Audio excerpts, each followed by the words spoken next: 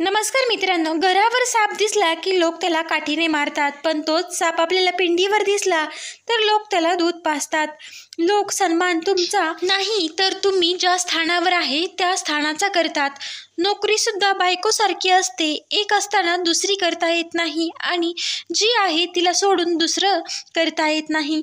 विचारा इतकं देखणं काहीच नाही. आपलं मन ज्यांना ओळखता नाही आलं ते शब्दात आपल्याला आपल्या शब्दांना तरी काय ओळखणार. आदर आणि चादर चुकीच्या माणसांना देऊ नका. आपण उघडे पडतो.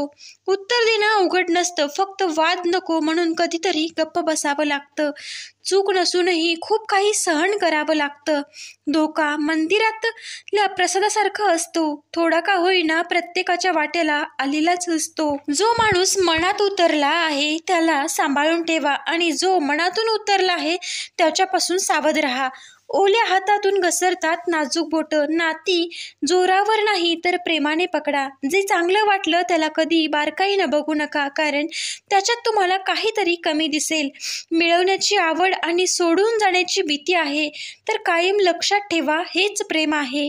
जो तुमच्यावर खरं प्रेम करतो तो तुम्हाला या 2 प्रश्नांची उत्तरं नक्कीच मागणार.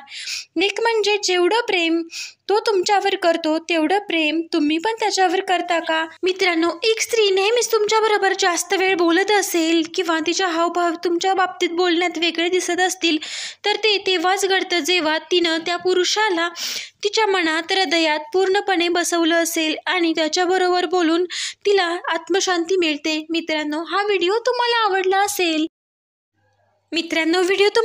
असेल तर मित्रमैत्रिणींपर्यंत नक्की शेअर करा. व्हिडिओ पूर्ण पाहिल्याबद्दल तुम्हा सर्वांचे मनापासून धन्यवाद आणि असेच आपल्या चॅनलला सपोर्ट करत राहा ही तुम्हा सगळ्यांना विनंती करते.